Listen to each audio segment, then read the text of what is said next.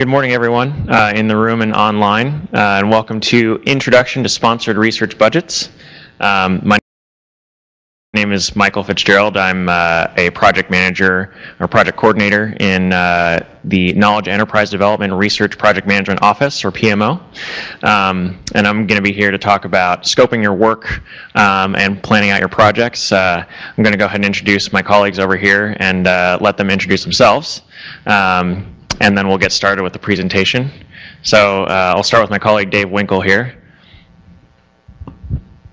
Hey, good morning, everyone. This is Dave Winkle. Like Michael, I work in KEDS PMO. I'm a program manager. I work on project management as well as business development. I'm a certified project management professional, so that's a certification that's from a project management certification body. I've been at ASU for about a year. Prior to that, I worked for a separate R&D institution doing project management and technical work. So thank you.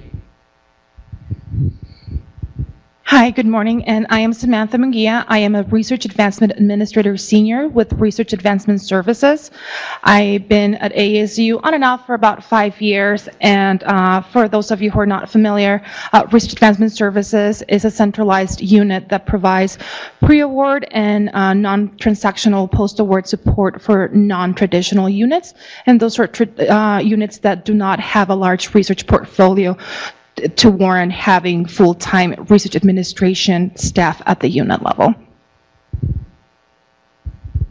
All right, thanks. And just a little bit more about the OCAD PMO, Research PMO. We provide support to projects that are typically going to spend over $1 million a year or more. So we help, faculty, co-investigators, so on and so forth, scope their work, plan the project, and we work with our colleagues in RAS and other research administration teams to put budgets together and plan the project. Just a little bit more background about myself. I was a grant and contract officer in our Office for Research and Sponsored Projects for about 2.5 years, and then the last 1.5 years I've been in the project management office. So my background is mostly with our NASA flight contracts here at ASU. But I think we're going to focus a little bit more on some early career awards and applying for early grant funding today. So we'll go ahead and get started. Oh, and we have a small group here, in biodesign, so please feel free to interrupt with any questions. I'm happy to answer those.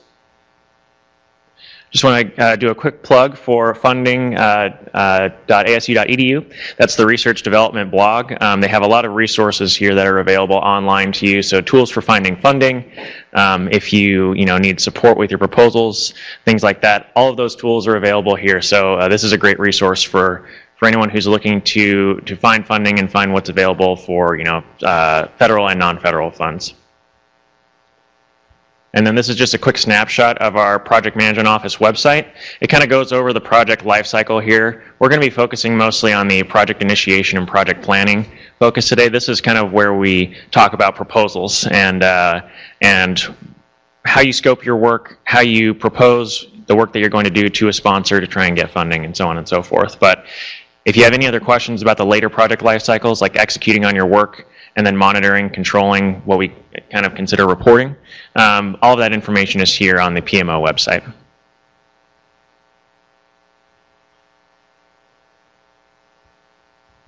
Oh. Thank you. And then this is just a quick snapshot of the research administration page. You can access, all these links will be available for you, and in the PowerPoint that we're going to send out as a PDF, links are available at the end of the presentation. This website kind of deals with the entire research administrative side of things as far as the project life cycle goes. So how you propose, once you're awarded, how you manage those awards, and how you work with other teams within the university. So these are all great resources for new faculty, grad students, postdocs, basically anyone that's doing sponsored research here at the university. All right, so today for our objectives, Dave and I are going to talk about scoping your work and putting together some early schedules and planning. And then Sam's going to go ahead and talk about budgets. So we'll dive right into the scoping portion. All right, so you have an idea and you want to propose to, let's just say, NSF, National Science Foundation, to provide funding for you to sponsor your work. So first you have to define your project scope. And the scope is the work that's going to be performed to deliver a product, service, or result. Usually that's something unique and something ideally that hasn't been done before. So everyone's going to have new ideas. You want to make sure you define what that is with your project scope. And how you do that is with a statement of work. That's essentially the description of the work that's going to be done on the project. So what are you going to do? How are you going to do it? What are your major deliverables? What are your milestones? So on and so forth. So let's say you're doing a research on blood samples or something. You analyze it and you have a new technique for how you're going to do that. You're going to define your ideas for what techniques those are and how those are going to apply to your project. So the statement of work is kind of where you're going to put that type of information. Essentially what needs to be accomplished, just to kind of summarize that. And then same thing, what are you going to do? Who's going to do it? So who are your teammates? Who are your collaborators? Are you doing this alone? Do you have co-investigators? Are you working with a graduate student? So on and so forth. So your statement of work and your scope of work, that's what you're going to do, who you're going to do it with, and how you're going to do it.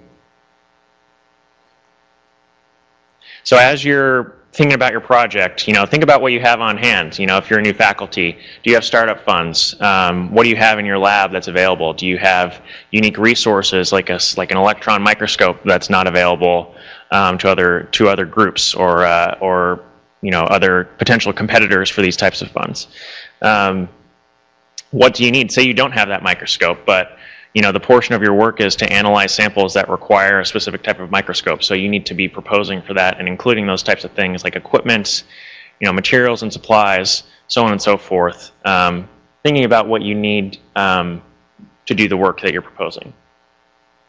What are some of the funding limitations? So certain agencies don't allow you to buy certain things, like if you're working on a DoD project, Department of Defense, sometimes you're not allowed to travel to foreign countries. So there are some certain restrictions on how you can spend your money.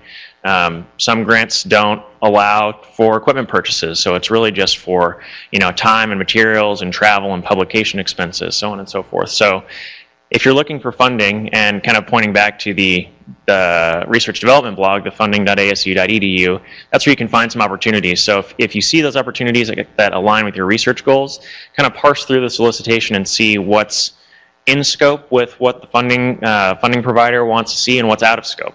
So you may have this great idea that requires you to travel overseas, but sometimes those opportunities aren't necessarily funded.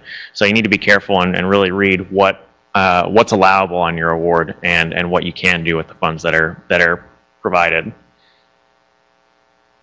And then account for ramping up and down of personnel. So a lot of faculty here, they can only do research in the summer. So you have 1 to maybe 2 to 3 months of time to actually spend on your project. So when are you going to do it? You probably can't technically do your work, or you won't be paid for it during the academic year. So do I only have time to do work in the summer? Those are some of the things that you kind of need to be thinking about when you're working on proposals for ideas and so on and so forth. And kind of pointing back to, what do you have on hand that you can use? How are you going to, when you're writing your statement of work, how are you going to provide value to your customer or your sponsor? And I use the example of NSF. So how are you going to do your work and save money at the same time? Are you going to do it efficiently? Kind of be thinking about those types of things when you're working on proposals. Those are the things that sponsors like to see.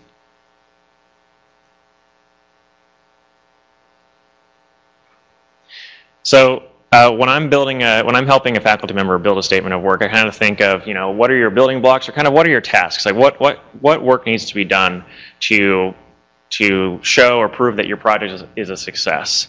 So sometimes it's, okay, well, we need to have a kickoff meeting, and at that kickoff meeting, we're going to get all of our collaborators together, and we're going to discuss our ideas.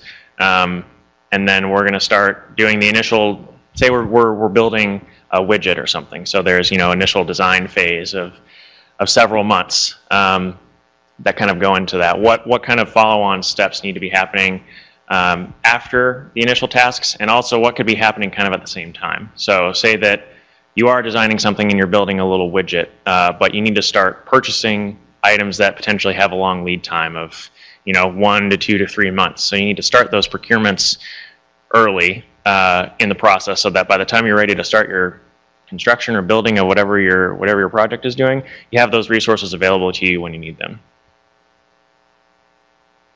And this kind of just goes into that block theory that I was talking about. So when you're thinking of planning your blocks or your activities or your tasks, think of something that's, is there something that's in my plan or in my scope that needs to be done before I can move on to the next task? Those are the types of things that you should be thinking about. Any questions so far? Faye? I'll repeat the question. I'm not building a widget, but instead I am running a very small experiment. Is my first experiment the first block, or can I break that down further? The question is, if you're running an experiment, can you break that down into further blocks? And the answer is yes, of course you can. From a project management perspective, we like to plan first and act based on that plan. So your first block could be your planning block of the project. There could be initial setup time to run your experiment. You might need additional lab equipment that you don't have that you would need to purchase with sponsored funding. So, even the first year of the project could be collecting data that you already have, setting up your experiment, and then, say you have a 3-year award. You set up your project and your experiment for the first year, and then you take the second year and you run your experiment, and then the third year you analyze and publish your results. So you don't necessarily have to be doing everything all at once. It's nice to kind of just plan things out and do them over time and just make sure things are logical. Thanks, good question. So here's some methods that project managers like to use to kind of help others kind of think through their work and plan out the project. So having a brainstorming session, that's pretty standard. That's always a good idea to kind of get all your stakeholders in a room. Stakeholders are anybody that will be involved in the project. So whether you're the lead investigator or you're a co-investigator or you're a research scientist or a lab assistant, it's nice to get anyone that's involved in your project together in a room and really talk through and discuss what the project goals are and how you're going to get to those goals. So you can come up with things like, how has this been done before and how are we going to do it differently?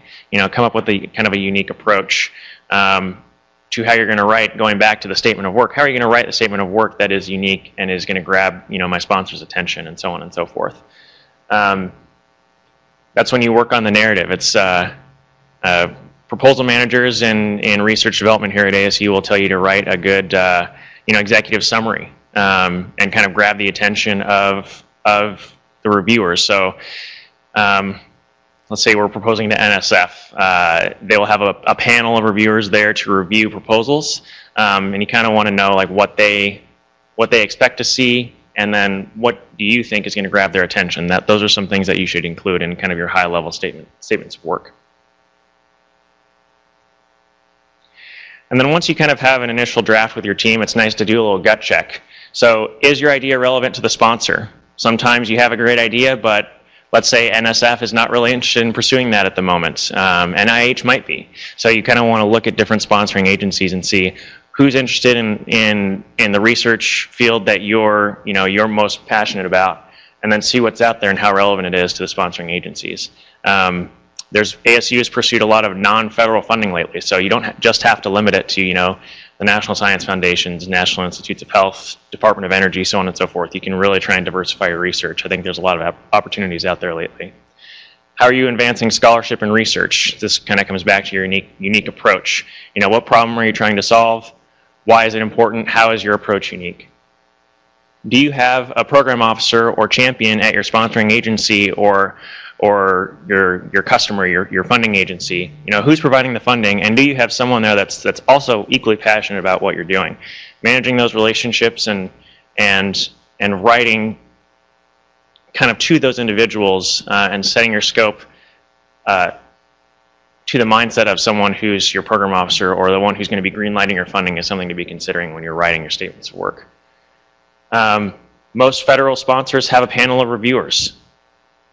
Some of your ideas may be very, very scientific, and there will be scientific, there will be scientists that are reviewing your proposals, but that's not necessarily the case. So is your logic solid? Is it understandable? Does your statement of work kind of flow consistently? Those are kind of the things that you want to think about when you're drafting your statements of work. And then lastly, peer review. I like to have, when I'm working on a proposal, I like to have someone take a quick look at it just to make sure that everything makes sense. Sometimes you're working late nights and things are buried. You've got your head buried in a proposal for a month, and you never come up for air, and you just miss things. So I like to have someone review my work, and that's certainly an option that you can consider as well. Yes?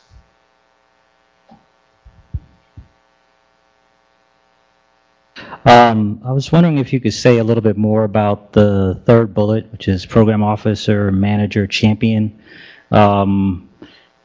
Say a little bit more about what you mean. I have an idea what you mean by that, but if you could elaborate on that, and then, how important is that, number one, and then how do you establish a so-called champion in the program office? That's a great question. The question for those online, how do you establish a champion in a program office, and how do you manage those relationships? They can hear them because they're on the microphone. Okay, great. I'm told that you can hear me online, or you can hear the questions online. That's good. I just like repeating myself. That's totally fine. So back to the question. I'm just going to go back to my experience with NASA because that's the most familiar to me. NASA has a science mission directorate, and within that directorate, they have, astrophysics department. They have planetary geology. They have exoplanets, so on and so forth. And each kind of category of research has a program officer. So if you have, let's just say you're focused on planetary geology as an example, you would try and find the program officer who is in charge of that portion of the directorate. And then what I would recommend is, if you go to conferences and they're going to be there, maybe try and stop by and talk to them and say, hey, I have this idea, and so on and so forth. I think, and Faye may be able to answer this question better than I can, or Dave may be able to jump in. So I'll let Dave go ahead and jump in. Okay. So I was just going to give an example from a proposal that was submitted on Monday as to NSF. And so Michael mentioned that I'll give an example from a proposal that was just submitted on Monday. It was to NSF. If you go to the website for this particular solicitation, it's called LeapHigh. You go there and you can actually get program officer names, and sometimes they'll have contact information. So you can reach out to them. Now, sometimes there are rules as to what they can and can't tell you during the solicitation process. So sometimes you actually have to try and get ahead of a solicitation if you know what's going to come out. But the idea is to essentially reach out to them and just have a conversation. Here's what I'm thinking about. So in the particular example for the proposal that was submitted this week, the faculty member had reached out to, I believe, 2 separate program managers and had conversations with both. So you can kind of ask them questions. Is my idea relevant to what you guys are looking for? They can offer some tips occasionally, but sometimes, again, it depends on what they are or not allowed to tell you, depending on the time that you're asking and the rules associated with that solicitation. Michael mentioned that you can go to conferences where you think these folks will be. Sometimes you will know that stuff, sometimes you don't, but sometimes funding agencies have industry day. So they'll have webinars where you can just go on and listen to them directly and ask questions to them through a webinar. So it depends on the opportunity, but there are usually ways that you can find names and contact information for the solicitation. And if you need help, you can always reach out to somebody like Michael or I. We also have other staff in KED that can help you identify who you could contact and how to contact them. Does that answer your question? Yeah. So, and just generally speaking, when you're talking about that kind of thing, is much more important for larger research projects maybe than smaller ones, because you can imagine that if you're pitching a $10 million project, you probably want to have some contact with the program officer before you're submitting it, right? Because it's a large investment on the behalf of the sponsor. Any other questions? Okay. Thank you. Okay, so this next slide covers a couple of recommendations. It's complementary in some ways to the slide that Michael had just presented. So these are just a series of lessons learned from federal proposals. The first one, it's in caps, so I felt like it's important, right? Read the solicitation. I mentioned that different funding agencies will have industry days where they allow you to interact with program officers. Last week I was looking at webinar slides from either DARPA or DTRA, I can't remember which one, but at the very end they devoted one slide and all it said was read the BAA, so broad agency announcement, which is essentially a type of solicitation.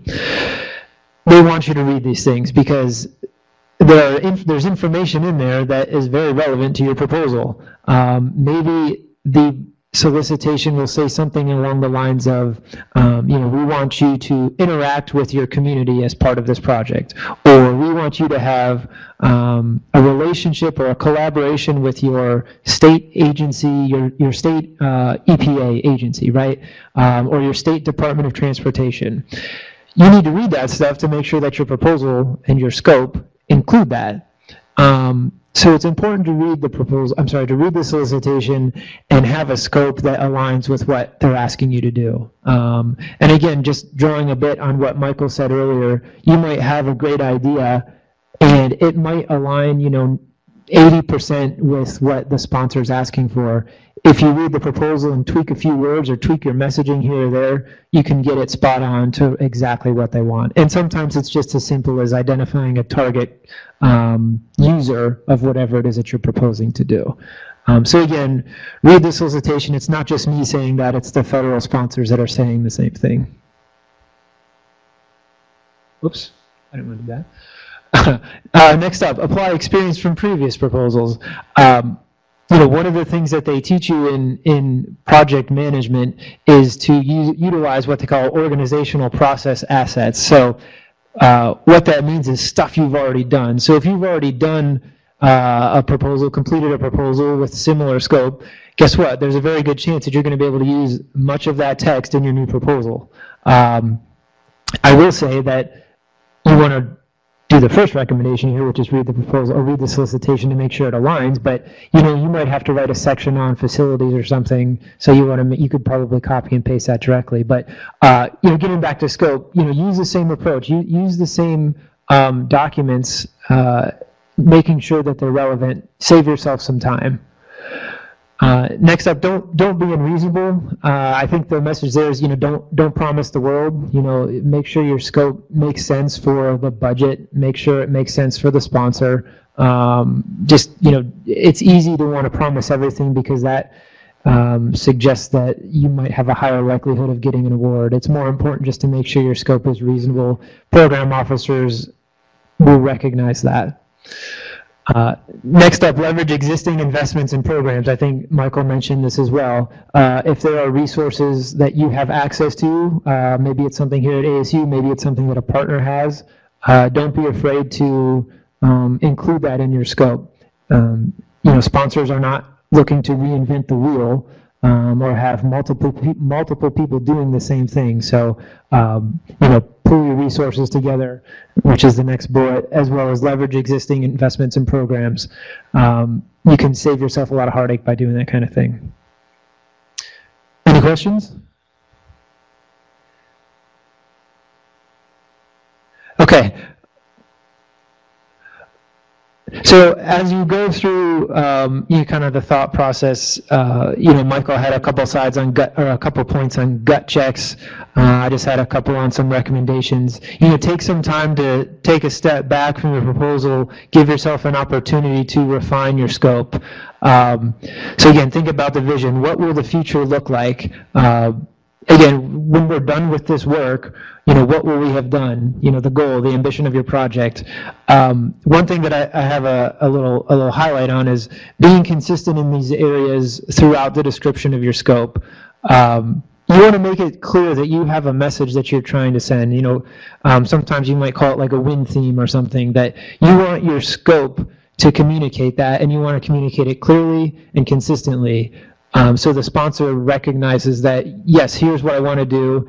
I'm very clear on what I want to do, and then just make sure to drive that home. This point is especially important if you have multiple faculty or either here or elsewhere contributing to your proposal, to your scope.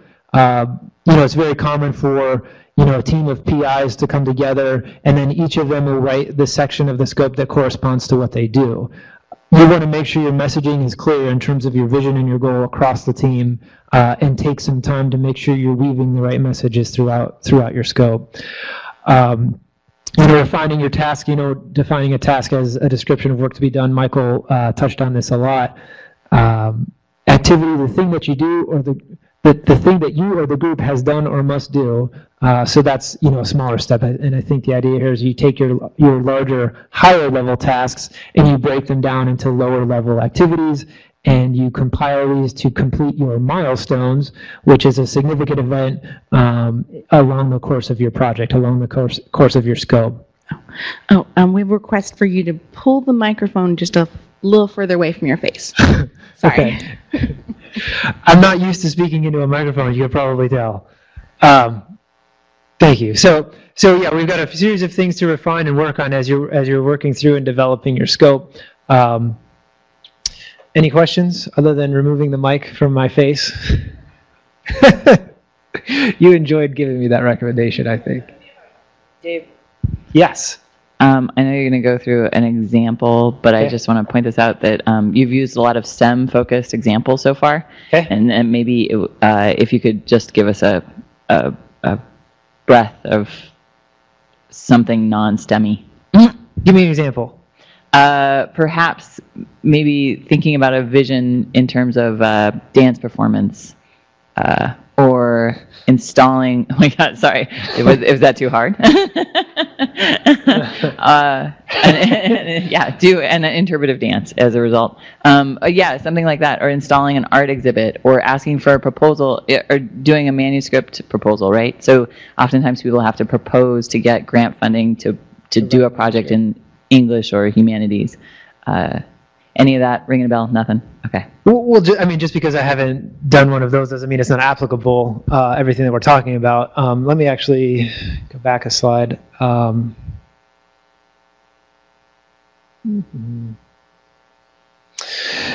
So I'll stick on this slide for now, but if you're proposing something that is not necessarily STEM related, that's all of these things still apply. You're still going to have a series of tasks that you have to do to complete your project. So if you're proposing to write a manuscript on something or proposing to research anything, it doesn't have to be STEM. There's still a series of steps, right? You might have to do a literature review. When you break down your literature review, you're going to write down, here's where I'm going to look, right? There's just simple online searching, there's research databases, there's repositories, all of that stuff can be compiled into, from the activity phase into a task phase and then subsequently into milestones. So, yes, it's not just relevant to STEM. STEM is probably the easy example for me because that's what I've done, but none of this means that it can't be applied elsewhere. You can, if you want to get really particular or into project management, you could apply it to your everyday life. Don't do that though. Okay, so we have an example of just outlining a simple task where we look at a vision, a goal, and some tasks. So the vision here on this example is improving student learning by bringing game-based learning to after-school programs. So there was a brainstorming session, there was a discussion, there was maybe looking at how an investigator had done some of this previously, and they came up with these 4 high-level tasks. The first task is adapting Candyland, common board game, to interactive character trait lessons. So when they have that's the first task. So you come up with a series of activities, again, that would sort of feed into completing that task. Activity 1 might be explaining Candyland to everybody on your team in case they don't know. You'd have to maybe make some associations between the aspects of Candyland and whatever it is that you're trying to do. In this case, interactive character trait lessons. I'm trying to think on my feet about how you play Candyland because it's been a while. But you draw colors, right? And then the colors, I think it doesn't matter. Task 2, QA/QC program locally. So you've developed your algorithm for adapting Candyland. The next thing you need to do is test it. Come up with some cases, try to break it, right? If you draw 2 greens, which may or not be a relevant example because I don't remember, if you draw 2 greens, what happens? If you draw 2 greens back to back, what happens? What if you have 5 players instead of 4? Can your game handle an odd number of players? What if somebody misses a turn? QA/QC your program before you go about implementing it. Task number 3, distribute nationally. So in the previous task, you probably reached a milestone where you passed your QA/QC process. Now that you've done that, that should mean that you're ready to launch it outside of your test case. So that's task 3. Task 4, release version 2 as Chutes and Ladders. It's Chutes and Ladders, CH. It's Chutes. Yeah. That's all right. So yeah, version 2 has another mode of gameplay. It's a different. It's Chutes and Ladders. It's not Candyland. Yeah. The kids would love it, right? Okay, so this is a nice illustration on just how to create a timeline. If you think of A, B, C, D, and E as high-level activities, which would high-level tasks, that would mean that below them, in concept, right, not necessarily on this illustration, but below them you would have a series of activities that roll up into completing the task. And then the boxes and arrows just kind of show how the flow works, right? A leads into B, but in this case it's somewhat separate from C and D. But together through this sequence you get E, or you complete E, which is the last phase of your project. Maybe it's the rollout. If it's the previous example, maybe it's completing version 2.0. Timelines are important. You don't want to just gloss over it, because when you do something like a timeline and you do something even more involved like a Gantt chart, this is a bit of an eyesore because it's so big, but I think it's kind of just meant to show some impact, right? Timelines are important. They allow you to understand and identify things like critical paths. So what's a critical path? Well, it can be a couple of things, right? It might just be the fact that, if A leads to B and B leads to C and C leads to D and D is the end of your project, well, in some ways all of your little tasks there are critical because they all depend on the previous one. But there's also time associated with each of those. Maybe task B has some float to it. Maybe you don't need to complete it in 4 weeks. It doesn't really matter if you complete it at 4, 8, or 12. So you've got some float there that you can work with, so it's maybe less critical than your other tasks. So again, the point of this slide is to show you that you should probably put some thought into how things come together in terms of time. I think Michael gave an example that if you order something for your project and it's going to take 12 weeks to come in, you better take that into account when you're building this, because you had a 6-month, phase 1 or something like that. But if it's going to take 12 weeks to get your product, you might need more time than 6 months, or at least build that lag into your schedule in some form or fashion. So again, something like a Gantt chart, depending on depending on how strictly your grant or your award might be monitored, you might not need to go into this level of detail, but just recognize that you should certainly be aware of how your tasks fit together and potential. Go ahead. Yeah. So I guess this question is probably more so for folks like myself who are just starting. Yeah. I think once you've been here several years, you've built up, a lab, you have students, people know who you are. It's easy to write a proposal and project all of these tasks and have a pretty good idea of how you're going to staff, how you're going to, get this executed.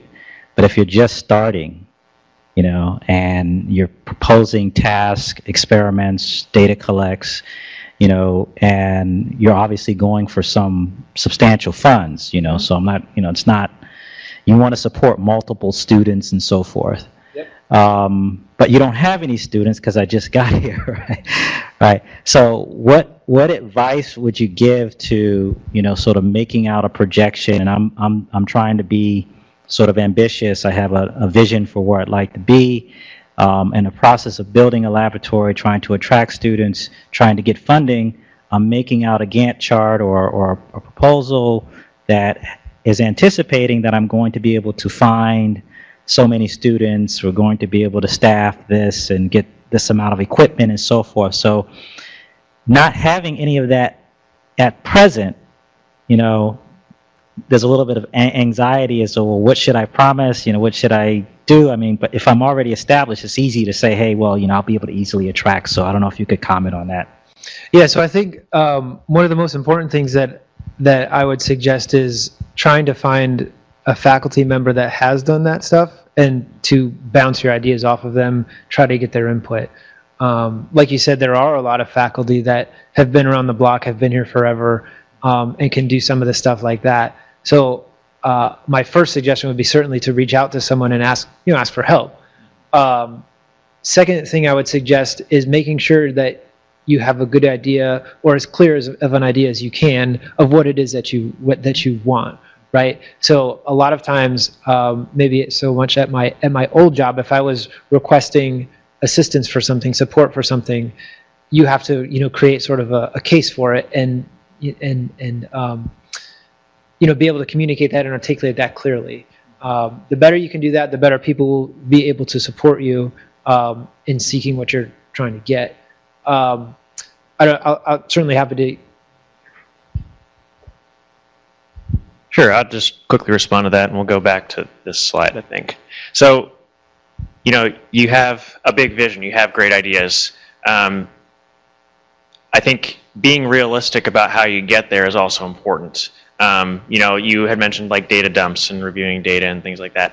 You could potentially you could kind of treat each year as a different project or a different proposal. So say first year you say, okay, well, I need funding to get graduate students to help me get data, or I need undergraduates to help me comb through data and things like that.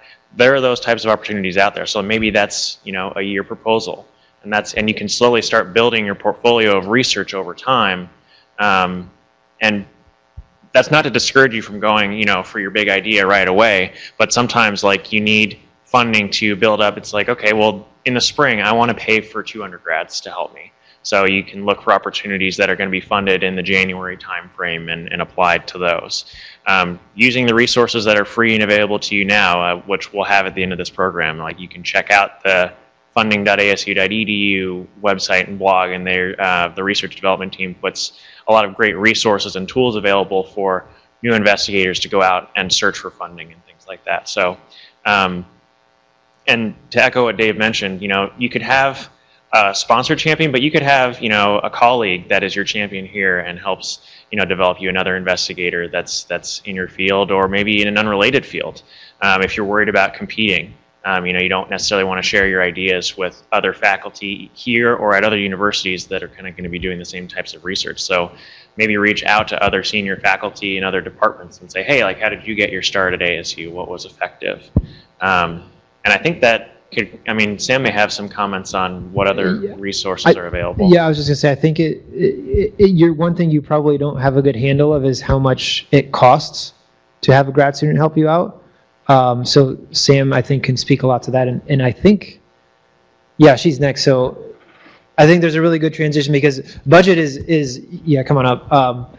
I think budgeting for yourself and for other faculty and for students is a very important part of what you're asking, and I think Sam can cover a lot of that now. So one thing that I did want to do before we start with the budget section of the program, sorry. So I want to go back to the research admin website. There is, for every unit across ASU, there is designated research administration staff that can help you navigate the proposal submission process. You will get assistance with taking care of administrative tasks like internal approvals, but also help with developing your budget. You don't have to go through this process alone. There is somebody out there to help you. If you do not know who the person is for your unit, you would come to the research administration website, and that's researchadmin.asu.edu. And where is the thing? Okay. And there is a link called Who Can Help Me. If you click on that link, you just put in the name of your unit, and it will give you a list of contacts of people who can help you.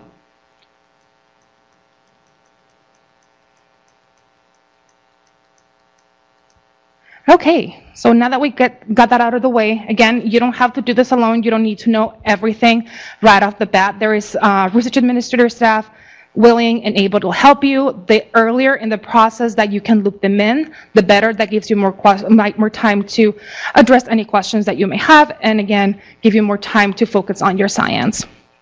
And so the budget is a critical component of your grant proposal. It gives the sponsor a financial picture of your project. And it is important to keep in mind that most sponsors select reviewers not only because they're experts in your area of research, but also they have been trained and are well-versed in reviewing the administrative components of your proposal, including the budget. So for somebody who's not only an expert in your science, they can also see a budget and see if it makes sense with what you're proposing. It is extremely important that the budget that we present to a sponsor is accurate and that it makes sense. Again, a savvy reviewer will automatically be able to see if what you're proposing does not match up. And I think one of the pitfalls that we see with a lot of early investigators is that trying to look more appealing to a sponsor by proposing large projects and requesting not a lot of funding. Instead of looking like a cost-effective, fundable project, it looks more like a project that might not be able to be successfully executed. When we are creating budgets, there's a lot of considerations that we have to be aware of. There is sponsor policies, federal policies, ASU policies. There's tons and tons of policies. And again, you don't have to be familiar with all of them because the research administration staff will help you navigate that process.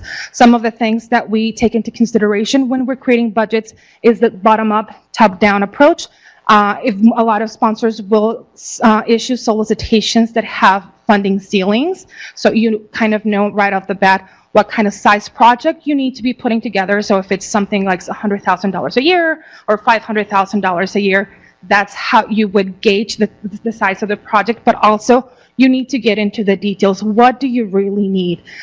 From staffing to maybe you do need some materials and consumables. We need to cost that out. Other things that will be common with some sponsors, for example, the National Science Foundation, or NSF, has a policy that restricts how much a PI can get paid. So the policy is that a PI cannot get more than 2 months of compensation across all NSF-funded projects. NIH is another sponsor that has a restriction when it comes to PI compensation, and this one is in the form of a salary cap. And the salary cap is not limiting your time on the project, but rather the rate of your compensation.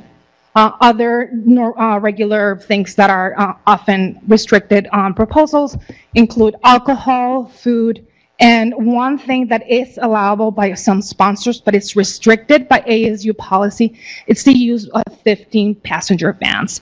That is an insurance issue, so even though a lot of sponsors do allow it, ASU does not allow it. What else? The other thing that we need to be aware of is that if you're going to be collaborating with somebody outside of ASU, that adds another level of complexity to the project. If it's going to be a consultant or a subcontract, ASU will need to do other things prior to the proposal being submitted, including gathering documents and more administrative documents. So again, because it does add that layer of complexity to the proposal submitting process and also to budget developing, it's really important to loop in your research administrator early on in the process. So a budget is composed of two major cost categories. We have direct costs, and those are costs that can be associated specifically to a project. So for example, a grad student, it's a very example of a direct cost because we can hire them and have them focus on the project 100%. It's easy to allocate that 100% of the time is to a particular project. The other thing that makes up the budget is your indirect cost. Some people call it overhead. Here at ASU, we do like to refer to it as facilities and administrative cost. There's, again, people interchangeably call it F&A, overhead, or indirect cost. And the reason why here at ASU we attempt to focus on the facilities and administrative cost term, it's because it's overhead can mean anything. It can be all the infrastructure, but when we are talking about facilities and administrative costs, are those costs that are strictly in support of research. So it wouldn't be a classroom, it will be a research lab. So it's not all the overhead costs of ASU, it's just those for research. And ASU does have a rate. So in direct costs, or F&A, is applied to direct costs as a percentage. We have a negotiated rate, and depending on the type of project that you're doing, if there is any sponsor limitations, that rate might be different. And again, you don't have to know all the rates. Your research administration staff should be able to help you with that process. And so now we have some examples of the budget categories that fall under direct and F&A. Salaries, ERE. So ERE stands for employee-related expenses, and fringe benefits. And one thing to note about ERE and fringe benefits is that some non-federal sponsors will consider ERE and fringe benefits to be an indirect cost. For ASU, it is not. It is a mandatory cost that is associated with a person's salary or wages. So it is not an overhead, it's a direct cost. And one thing also to consider is that for grad students, part of those ERE fringe benefits include tuition, and tuition can be actually very expensive.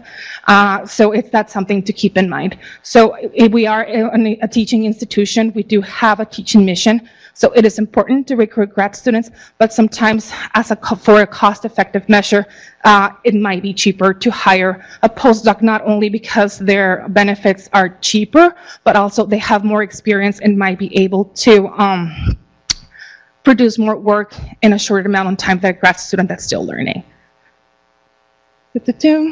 And there's other institutional policies that we follow when we're budgeting for direct cost. For example, we do have a standard practice internally to escalate salaries and ERE from one year to the next. And the reason why we do that is to create a little bit of a cushion in our budget. Those rates do go up every year. And unless there is a specific sponsor limitation that does not allow us to include that adjustment, we don't. But if we're able to do it, we go ahead and do it, because, like I said, fringe benefits do go up every year. Every now and then we'll have some rates go down, but this creates a nice, reasonable cushion for you to have some flexibility. Other things. So travel is it's a special category in the sense that a lot of sponsors on the post-award side will pay a lot of attention for audits, because we do have, there used to be a practice of a lot of people adding travel that was basically going to conferences not really tied to the project. So we do make sure that the travel is necessary for the project. And also there are sometimes restrictions on some projects where you cannot go to a foreign country, or if you do have to go to a foreign country, there's additional costs associated with those. Again, if you already know that you're going to have travel, your research administrator will help you assess if anything needs to be included in the budget, or if there's anything that needs to be disclosed. Capital equipment, if it's allowable by the sponsor, you're able to put it on your budget, and it's one of those costs that, because our facilities and administrative costs cover research infrastructure, if we are charging capital equipment, which is anything that's $5,000 or more, we would not charge F&A on those components. Same with subcontracts, we only charge F&A on the first $25,000. And then, so another example is publication costs. And again, we have tuition remission, which is a benefit for grad students.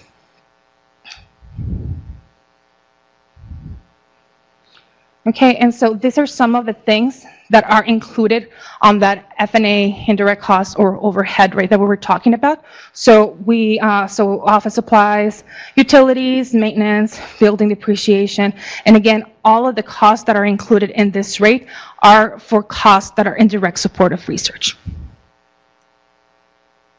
So one thing that we advise for everyone who works with sponsor funds is to practice the prudent person test.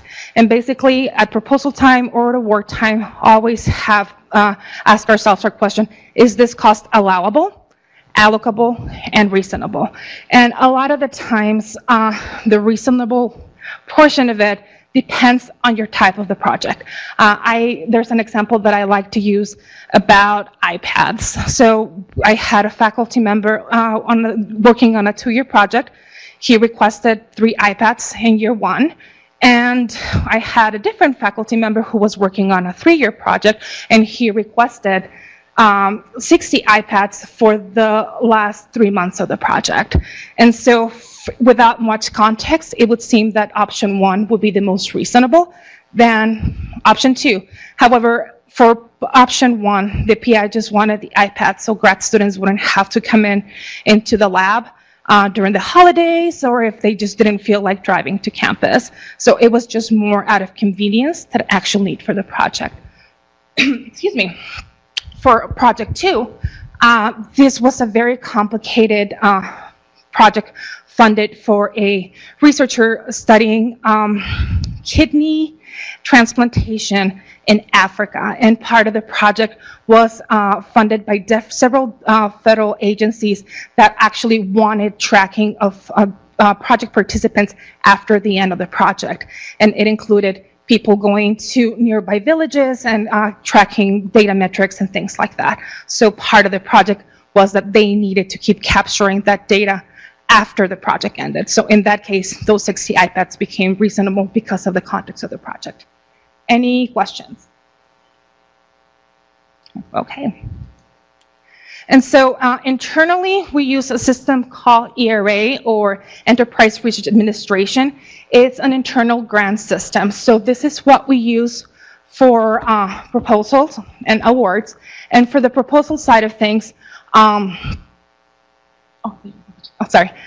so for the proposal side of things, there's different administrative requirements. And one of those requirements is that we need to route for internal approvals, and also sometimes, depending on the sponsor, this is also the system that we use to submit the proposals. Again, we are not expecting investigators to go in and create their own proposals in ERA. That is something that your research administrator will help with. And this is just a brief tour of what kind of information is captured in ERA at proposal time. Oops, sorry. So it does have very basic information, including your department, who's the person submitting it, who's the sponsor, and when it's due. And also captures, this is where we also build the budget. So it will give you the exact amount of how much we're requesting from the sponsor. And this is an example of what a budget looks like in ERA.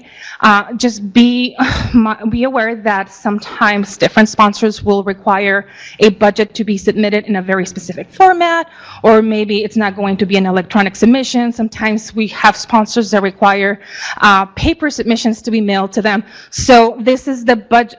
So this is what the budget will look like in ERA. But if there is need to produce a budget to translate this budget into a sponsor format, again, that is something that your research administrator could help with. And you will see that it gives you all the personnel information, the name of the person, the type of ERV rate that was applied, and also the level of effort they're going to be committing to that project. We also have a section for travel, participant support, and at the bottom, it gives you the full recap of your costs split by direct costs and indirect costs. Another critical component of your proposal, we have 7 minutes. Yes, I have a question.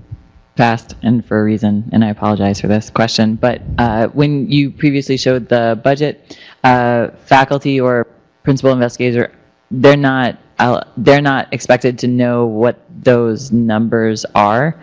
Perhaps you could talk about how, if you request information from a principal investigator, what is that information? Do they just need to know 10% effort of a person and a grad student, and can you complete the rest? Yes, so that's another thing, again, going to using your research administration staff to complete your budget. When we're putting together the budget for personnel, we need to know things like the type of appointment, are they academic, are they fiscal, their institutional base salary, how much are they getting paid, how often do they get paid.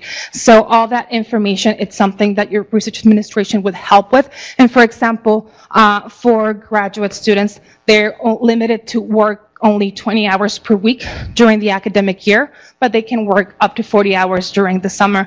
For faculty and academic appointments, sometimes, as we mentioned before, they can only work during the summer, so that would be a limit of 3 months. So it really depends, but if you have an idea of what you want, your research administrator will help you determine if it's something that can be done based on sponsor regulations and also your type of appointment and some of the policies that are specific to your unit. Okay, and then most sponsors will, in addition to requesting a budget, will also require a budget justification. And I will say that one of the things that we notice a lot with new investigators when drafting a budget justification is that they include just a description of what these costs are. And the intent of a budget justification, yes, partly is to describe what we're requesting, but more importantly is why we need those things. Especially if you are requesting, 60 iPads in the last 3 months of your project, that's the place where you explain to them, yes, it looks weird, but this is why. And this is why I really needed to make my project a success. And so some of the standard things, there's a standard language that we include at ASU regarding, policies for travel, how we determine indirect costs, how indirect costs are calculated, the rate, all of that. So we do have standard language for that. Your research administration can help you draft a budget justification draft, so you can just add the science. But some of the things that we include for most budget justification is, obviously, we'll create a list of all the people who are going to be working on the project, what their role is going to be, level of effort. If there's equipment, why are we requesting equipment, especially if you are requesting equipment that already is available at ASU. If ASU already has that equipment, why do you need to buy more? Is it because that one is old? Is it because that one is always being used and you don't have access to it?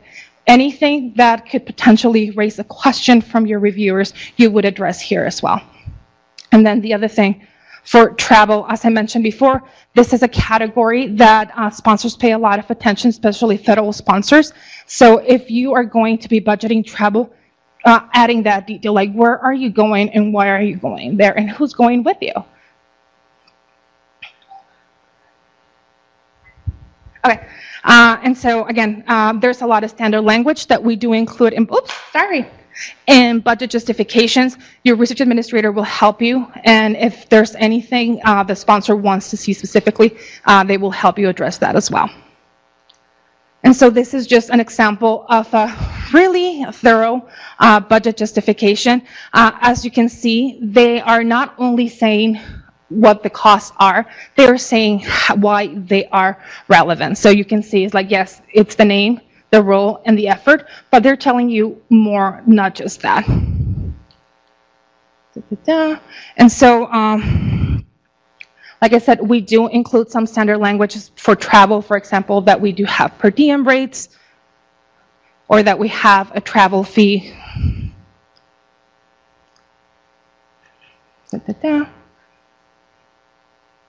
And we're going to skip it. Okay. Okay, so very quickly, if you learned something, a PI has 3 months summer on all years for a proposal to NSF. Can they do that?